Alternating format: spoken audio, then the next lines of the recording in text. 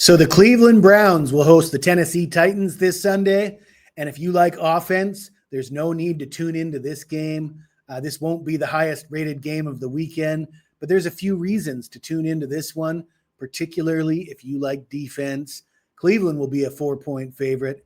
The total sits at 33.5. This is expected to be a war of attrition. The Tennessee Titans come in with a 1-11 overall record. They're looking to lock down that number one overall pick. They're 5-7 against the spread, but they're 0-7 straight up on the road. They've lost 7 straight games, and their last game was a 25-3 blowout loss to the Jacksonville Jaguars. At times, it looks like their defense has been competitive. However, they rank 24th in total defense, allowing 346 yards per game. They rank 29th in scoring defense, allowing 273 points per game. And Cam Ward, they've really struggled protecting their quarterback. The rookie has been sacked a league worst 48 times. And that's particularly significant here in this game because Myles Garrett is looking to break the NFL's all-time sacks record. He might just do it here in this game. This could be the Super Bowl for the Titans, though. As bad as they are, as bad as their record is, are they going to get up for another game and try and get a win against a team that they think they can beat? Is it going to be this week? We'll talk about that a little later. But before we do, I want to tell you about a promotion we have available right now at Picks and Parlays, and it's the Weekend Warrior Package. This is the best bang for your buck. And this is the weekend that you want to take advantage of this. It might be the last weekend it's available, being conference championship weekend. And I'm not sure if we're going to offer this in the bowl season or not. But this weekend, I got a 5% play on the SEC championship game. And I got a 4% play on the Big Ten championship game. And I absolutely love the angles I'm using for both these picks. I'm sure if you read the analysis, you're going to love them as well. But in order to do that, you got to sign up for the Weekend Warrior, just $49. That gets you all day college football on Saturday, all day NFL on Sunday, and Monday night football as well. As always, there's no purchase necessary. You're more than welcome to tune in just for the free picks. Only thing I ask from you is that you take the time to smash that like button. That really helps me out. Also, if you got anything to say to me about this game, any other NFL game or college football game, anything in the sports world you want to talk about, hit me up in the comments below. I hear a lot of feedback from viewers. A lot of it's quite interesting, actually. And there is a recurring theme since Thanksgiving. A lot of bettors got hit hard with the surprising results, those upsets in the NFL. And I'm hearing people saying sports betting is rigged. And we'll have a look at what they're saying this week in the comments section. This guy says damage control lately with all the people calling out the games are rigged. Currently, the NBA, MLB, and UFC, and even the NFL are under investigation for illegal gambling. If you think that all the games are 100% played without shenanigans, then you're fooling yourself. Of course, someone who handicaps sports for a living will never admit to it.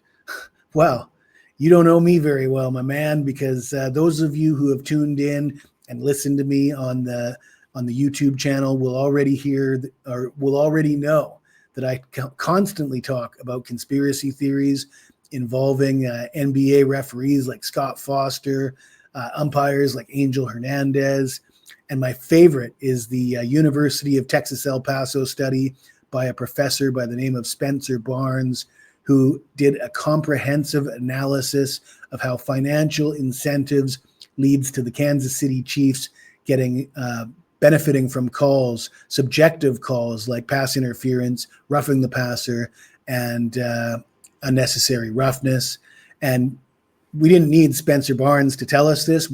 Anybody who watches the Kansas City Chiefs play, unless you're a Chiefs fan, you already knew this.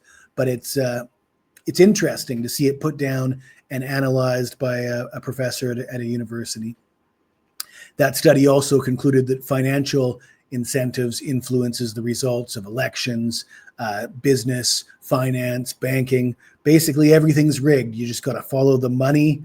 And speaking of following the money, the bookmakers are making money regardless of who wins. They're not in the business of fixing games. They don't need to fix games. They make their money off the vigorish. So a lot of people don't seem to understand that. They claim that the bookies are rigging games. That's just not happening. That's my point.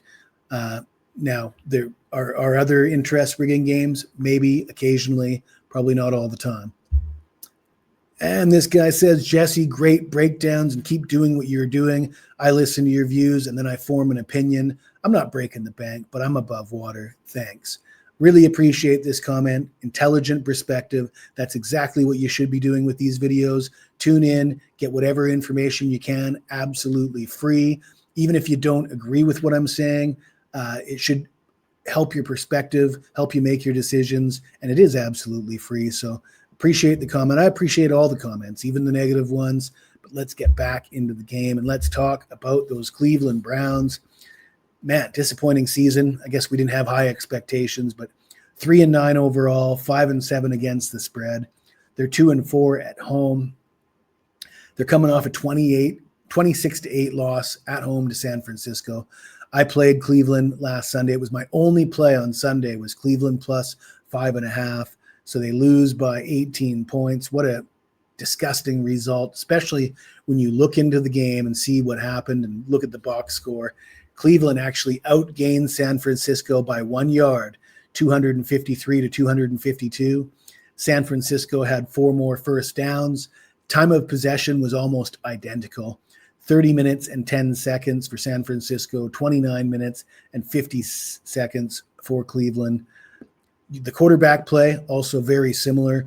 Shadur Sanders throws for 149 yards and a touchdown on 16 of 25 passing. Brock Purdy throws for 168 yards and a touchdown on 16 of 29 passing.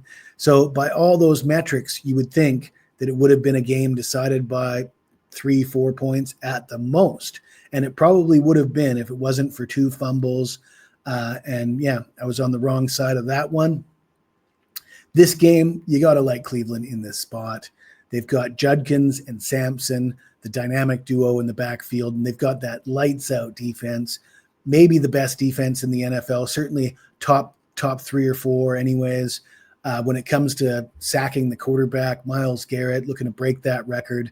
Just looks like a terrible spot for the Tennessee Titans. Now, I don't want to lay 4 points in a game that could easily be decided by 3 points. So I actually like the Browns to get off to a good start in the first half. We're going to take the Cleveland Browns for the first half, -2.5.